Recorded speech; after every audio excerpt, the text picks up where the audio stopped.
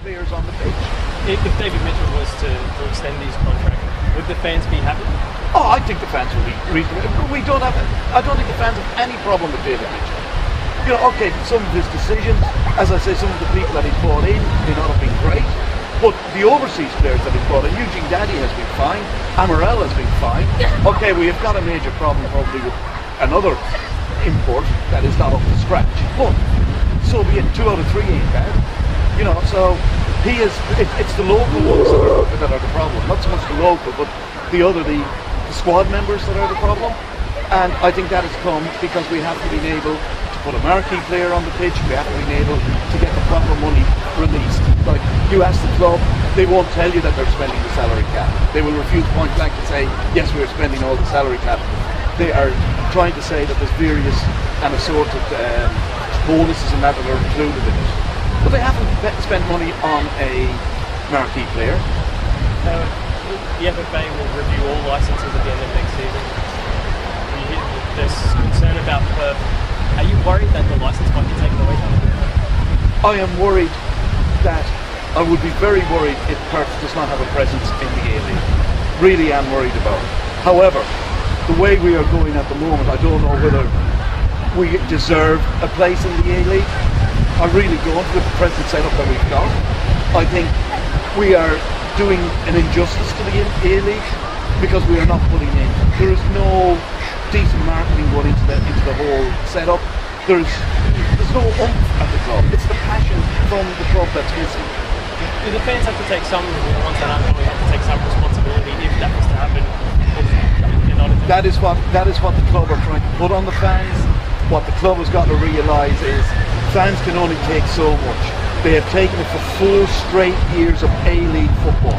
3 full seasons and a half season now of going out and watching, you know, not the standard football. That's about the nicest way I can put it. That is not the fans' fault. There is only so much. Look, we're loyal. I still haven't missed a game. So I'm still loyal. All the supporters that I know are still loyal. But you are not going to get the bandwagon jumpers there. You can't expect them. You cannot expect. The Shed Supporters Club have even dropped the amount of people that go through there. That is just a symptom of what is happening at the club. The club has got a cancer running through it. It needs to be cut out of the club and start from scratch. I would suggest a new brand, a new setup completely. And would that work? Not having Perth Glory, maybe Perth something else? I think at this stage people are. 4 years ago, when it was muted first, I would say people said no. They said there was a strong, definite no. They wanted to retain the name. They wanted to retain the colours. They wanted to retain everything about Perth's glory. They wanted to retain the history. We still want to retain the history. We don't mind. We'll accept Perth Football Club. Or Perth Football Club. We'll accept that as the new club. Forget about all these fancy names that you put on them. Let's just go with a straight Perth Football Club. Get somebody decent who has got passion for the club to run it. Get passionate people in at the top of it. There's enough of them in the state. The state league is full of presidents of clubs that have so much passion for the game. It's just not funny, and they are quite willing to actually get involved with Perth Glory. There was talk that Stan Lazaridis might be brought in as kind of director. Bobby Despotovsky would like to help out. There's other people involved. Would you like to see some of those old players involved in the club in some way? Of course.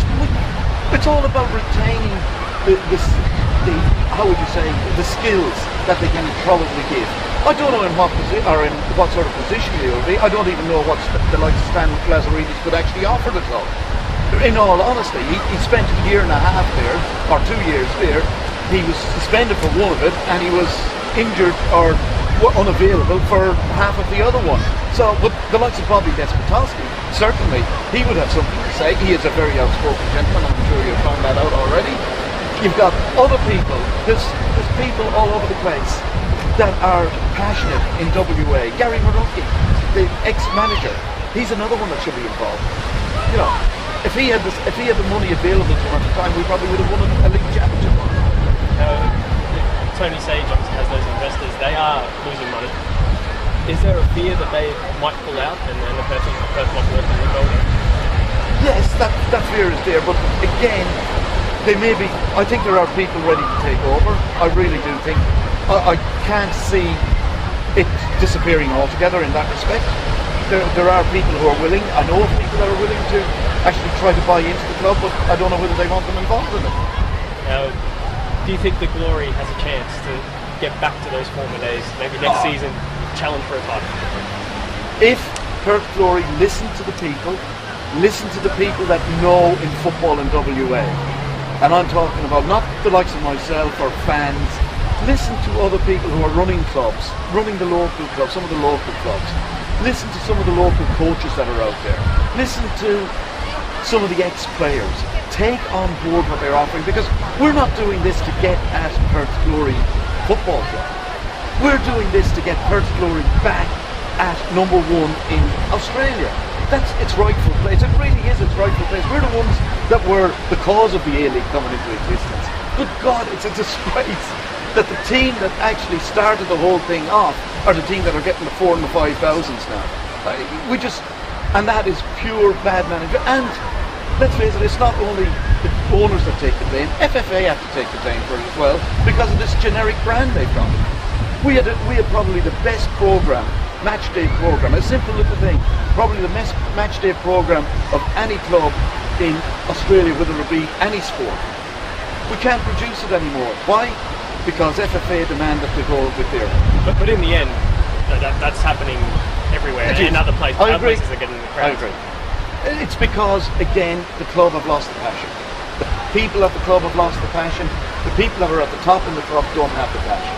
So the owner will attend all the matches.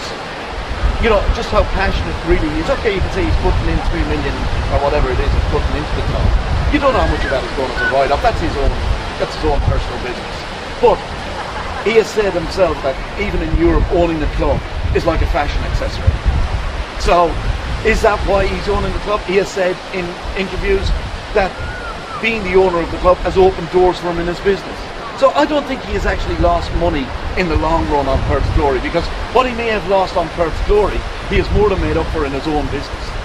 So from that point of view, I would say it's at least cost neutral, if not maybe the other one.